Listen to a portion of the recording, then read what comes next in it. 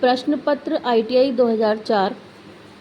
अध्यक्ष महोदय, जो बिल हमारे सामने रखा गया है उसमें बहुत सारे सुधारों की आवश्यकता है। इसको और भी अच्छे ढंग से यहाँ रखा जा सकता था। मैं कुछ शब्द कहना चाहता हूँ और वह यह कि जब जब भी आवश्यकता हुई हमारे देश के मजदूरों ने कभी बलिदान देने से अपने को पीछे नहीं रखा। जब जब आवश्यकता हुई उन्होंने ऐसी व्यवस्था को स्वीकार किया जिससे देश का कल्याण हो। अभी हाल में जो समझौता हुआ उसे मजदूरों की बहुत बड़ी कुर्बानी समझनी चाहिए।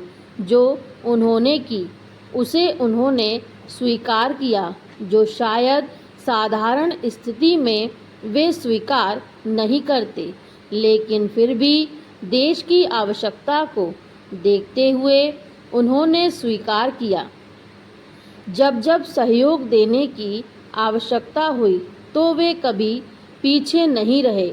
मेरा ख्याल है आज जो चीज़ हमारे सामने है, यदि विचार विमर्श करते तो उससे अच्छे ढंग से कोई रास्ता सोच करके उनको खुश कर सकते थे और अच्छा रास्ता निकाल सकते थे।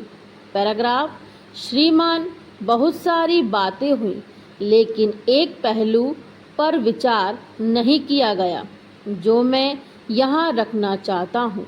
एक तरफ बात होती है कि लाभ हो तो बोनस मिलना चाहिए। बात सही है, लेकिन कल्पना कीजिए वैसी स्थिति की जहाँ आप यह कहते हैं कि तुम कभी लाभ नहीं कमा सकते। मैं कोयला उद्योग की बात कहना चाहता हूँ। कोयले की कीमत निर्धारित करने के लिए एक समिति बनी थी।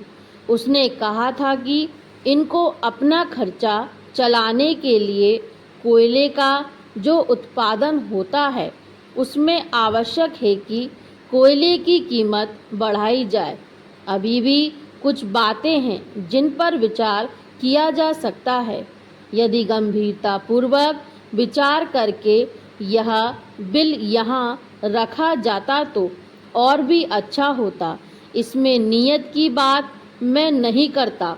अच्छी नीयत से यह बिल लाया गया है और प्रयत्न किया गया है कि मजदूरों की सहायता हो। जो एक अव्यवस्था चल रही थी उसे दूर करने के लिए एक व्यवस्थित ढंग से नियम बनाया जाए जिससे पूरे उद्योगों समान ढंग से मजदूरों को बोनस मिल सके और उद्योगों में शांति स्थापित हो सके। इस बात की कोशिश की गई है, लेकिन इसमें कुछ ऐसी बातें रह गई हैं जिन पर विचार करना अत्यावश्यक है। आपने यह कहा कि पिछली बार जो बोनस का समझौता हुआ था उसमें कुछ अधिक भी दिया जा सकता था। स्टॉप।